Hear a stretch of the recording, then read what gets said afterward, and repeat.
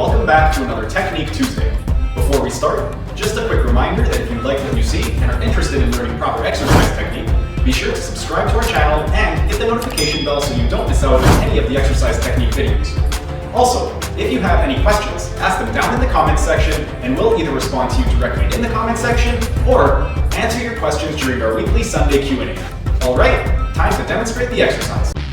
The exercise we will be demonstrating for you will be the dumbbell front squat.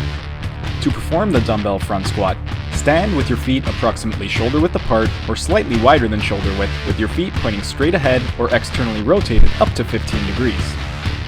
Squat down and grasp the dumbbells with a closed, neutral grip so that your palms are facing each other and hold the dumbbells up against the front of your shoulders.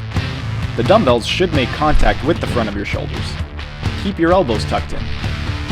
Inhale as you lower your body by flexing the hips and knees slowly and under control until your elbows either touch your thighs or are slightly inside and below your thighs, keeping your weight over the middle and heel area of your foot. The middle of your knees should be in line with or slightly outside of your second toe. Be sure to maintain a neutral spine and ensure that the upper back is parallel or higher to your shins throughout the movement.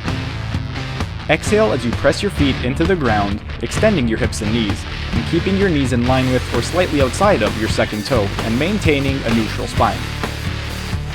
Regarding tempo, there will be 4 numbers which will determine the speed of the movement. The first number is going to be the eccentric portion, or the lowering phase of the movement. The second number is going to be the pause at the bottom of the movement. The third number is going to be the concentric portion, or the lifting phase of the movement. And the fourth number is going to be the pause at the top of the movement. Therefore, a tempo prescription of 5010 will require you to lower the weight for 5 seconds and immediately lift the weight for 1 second without resting at the bottom or top of the movement. A tempo prescription of 3210 will require you to lower the weight for 3 seconds, rest at the bottom position for 2 seconds, and lift the weight for 1 second without resting at the top position. A tempo prescription of 4021 will require you to lower the weight for 4 seconds, lift the weight for 2 seconds without resting at the bottom, and rest for 1 second at the top of the movement before performing the next repetition. A tempo prescription of 2121 will require you to lower the weight for 2 seconds, rest at the bottom position for 1 second, lift the weight for 2 seconds, and rest at the top position for 1 second before performing the next repetition. That's it for today's video.